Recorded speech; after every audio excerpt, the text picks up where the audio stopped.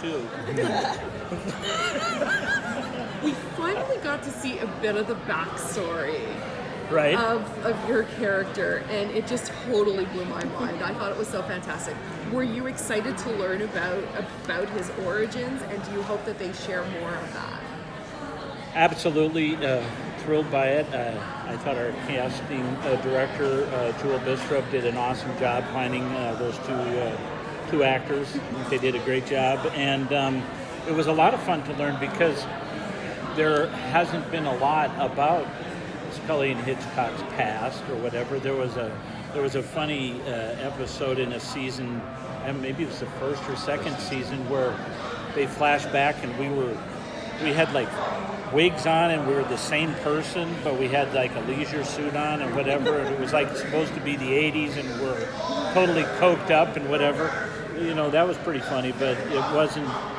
That almost seems to me like that was maybe somebody's nightmare, and that this was more of a better kind of or a more realistic idea of what they were like.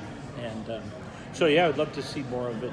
And I was thinking what would be fun is if there was a cold case that the younger Scully and Hitchcock were never able to solve, and now the old Scully and Hitchcock finally figure it out after all these years. That might be kind of fun. Of all of Scully and Hitchcock's amazing quirks and strange things that they do around the office, has there been one that you saw in the script that just floored you, like just cracked you up?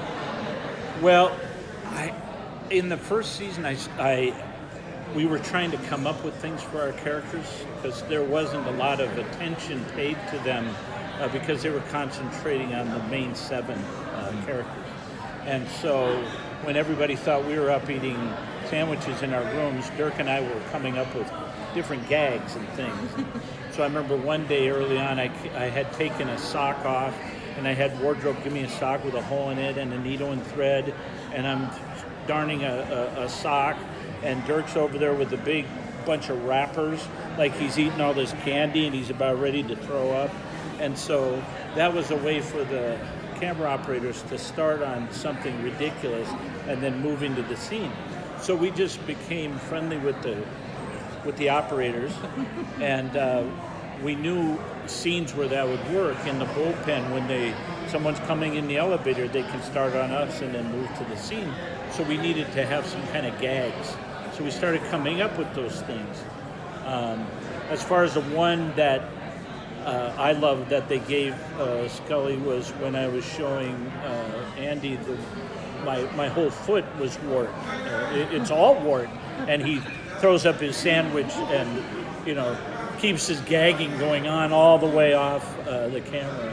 That was a lot of fun because that was one of the first things. Were there any of those visual gags that y'all came up with where the camera operator went, nope?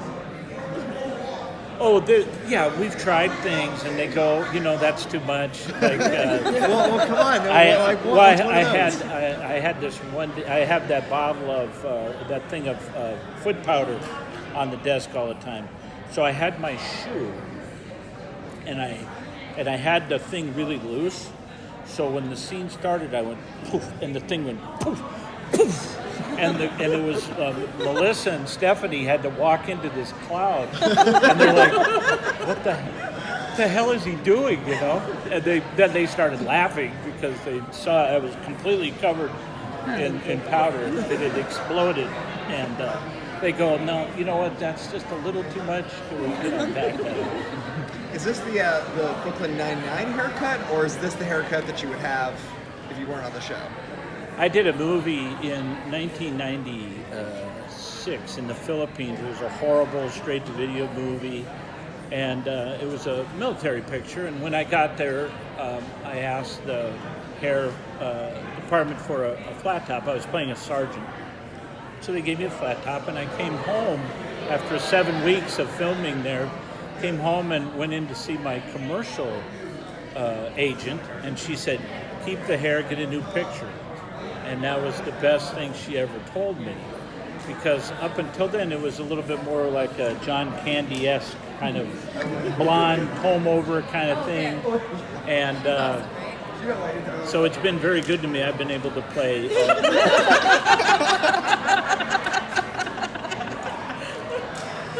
all kinds of different characters. It's not necessarily just a military thing. I played Bill Paxton's buddy on Big Love, Yeah. and, things like that. So it's been more versatile than you think, and it didn't make me any better or worse of an actor. It just made for a different look. So it's been good. Well, thank you.